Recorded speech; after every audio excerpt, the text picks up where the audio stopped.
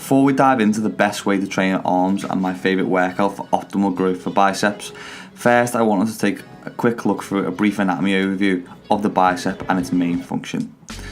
So the anatomical name for the main part of the bicep muscle is the biceps brachii, which is Latin translated to English as biceps, means two-headed, and brachii means of the arm. It doesn't take a genius to work out what that means, the two-headed muscle of the arm. The two heads of the biceps anatomy vary in length, so are known as the short and long bicep heads. They connect to different places on the shoulder scapular region, but have a common insertion point at the elbow tendon. Now, moving on to the function of the bicep has 2/3 essential functions. One being elbow flexion, bending the arm at the elbow joint. So for example, this is when you flex your bicep. Number 2 is forearm supination, rotating the forearm and the hand from side to side. An example of this would be maybe turning a key in to unlock a door. This, for example, when we are completing a normal barbell curl. And thirdly, you've got shoulder flexion, i.e. lifting your arms up to the side or in front of you, or like a lateral raise with a dumbbell. Then moving on, we have the brachialis. There is also another part of the arm anatomy that doesn't get as much attention as the bicep, as for the most part you can't see it, but it does play a vital role in the size of the arm, as a bigger brachialis will push the bicep up and out more to create a fuller looking bicep. This look is dependent on what I like to call the peak versus length.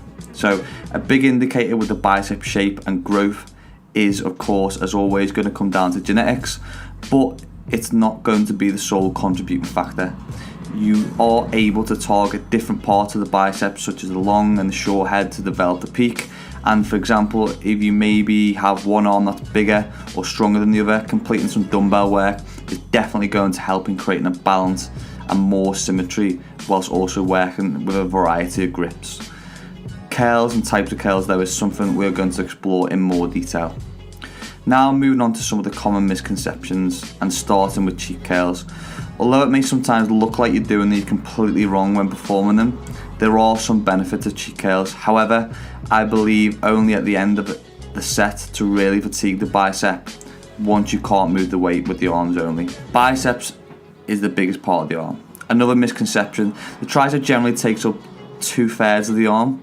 So although the bigger bicep often is more the desired look, doing more tricep work is what's going to result in more muscle mass on the arm. More is better, another misconception. As mentioned, with the biceps being one of the smaller muscle groups in the body, you won't need to be hitting them 2 to 4 times per week, due to them really not needing as much volume as, say, training chest or back specifically would. Moving on to the way that we train biceps, and more specifically looking at compound and isolation exercises. There are different splits within the fitness community. Some who will tell you that just doing pull work is enough, and then those who will stick to the bro training of hitting maybe 1 to 2 full arm workouts or bicep workouts per week. When I first started training, probably 10 plus years ago now, I would hit arm only workouts at least once, sometimes twice per week. Fast forward 10 years, and now I'll simply hit 1 to 2 bicep exercises every 7 to 14 days.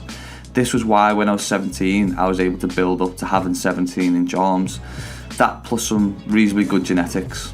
But that's also because of the foundation work I had put in over my early years and had been done, and now hitting pull workouts with compound movements like pull-ups and rows, along with a small amount of accessory work, is enough for me to maintain the size of my biceps. This again is also going to be dependent on genetics and your training style. Now in this video, I do want to take a big focus on the old curls for the girls and how to break down the bicep curl, so you're going to get the most bang for your buck when it comes to growing bigger biceps. I believe focusing on a compound movement such as the barbell curl under higher load with, say, an 8 rep range is going to be more optimal for growth, due to the bicep having some fast switching fibers, and it's easy to progressively overload with a barbell. However, the bicep is a small muscle group, so don't swing and use the body too much here. If you move heavy, move well. As mentioned, I always find that the 8 to even sometimes 20 rep range works best for mind muscle connection. There are also going to be certain factors that you will want to consider when setting up and completing the bicep curl, some which will benefit and some which will hinder you. So firstly, we've got grip.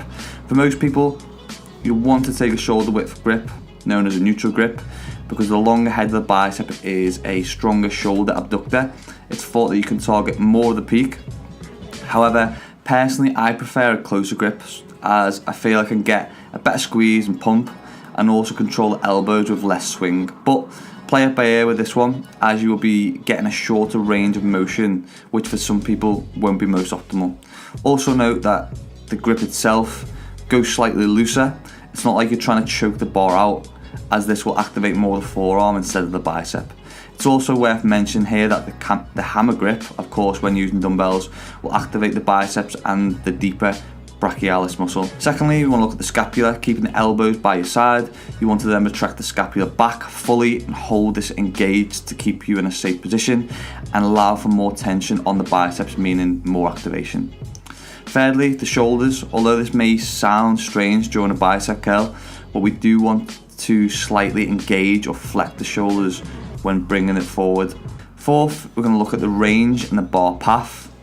When looking at the range of the bicep curl, if like from the video on the left, you curl the bar out first and then up into the arc, you'll get a much bigger range and generate a lot more torque from the access point, i.e. the elbow, which means more bicep engagement.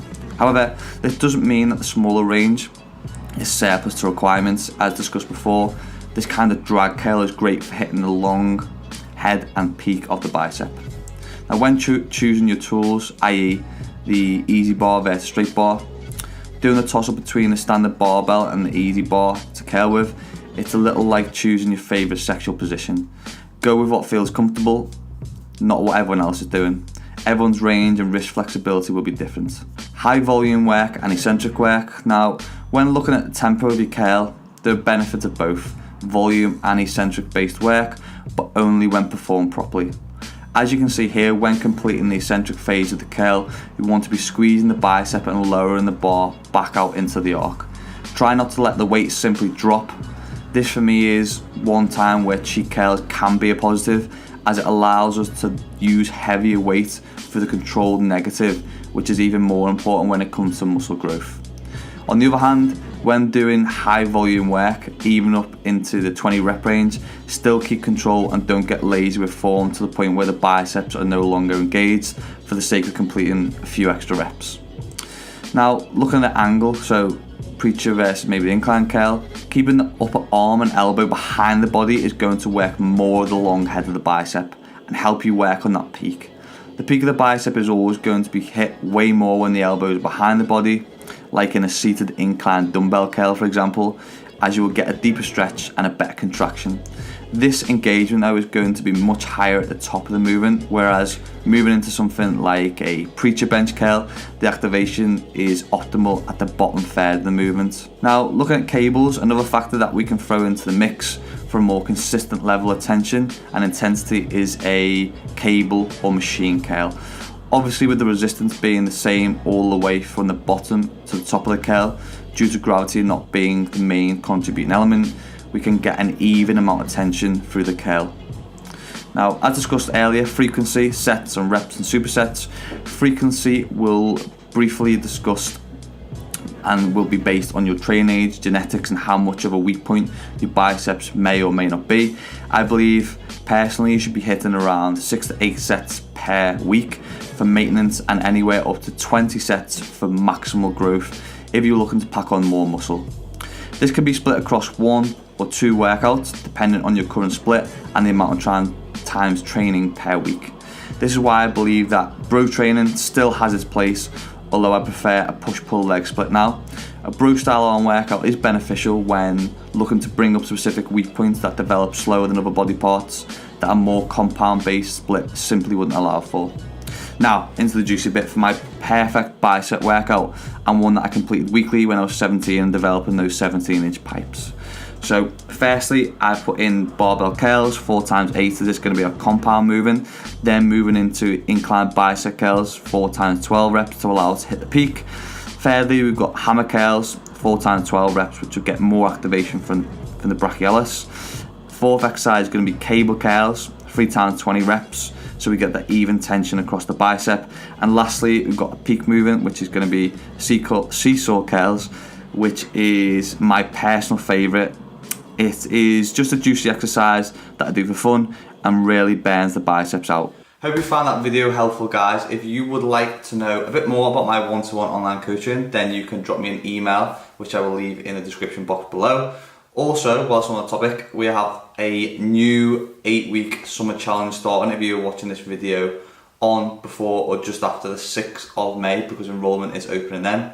If you're not, unlucky. But you can still join the school anyway. We will have a 8-week challenge starting for the guys, which is Ben's Better Bodies, and we also have Liam and Lucy, 8-week body guys. Yeah, so you can sign up to the school and you start the next challenge. We'll be sending 2 people who win the challenge on a trip to Croatia.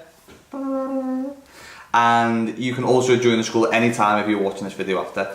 If you enjoyed the video, please give it a massive thumbs up and a like. And if this is your first time on my channel, please subscribe. I'll catch you in my next video.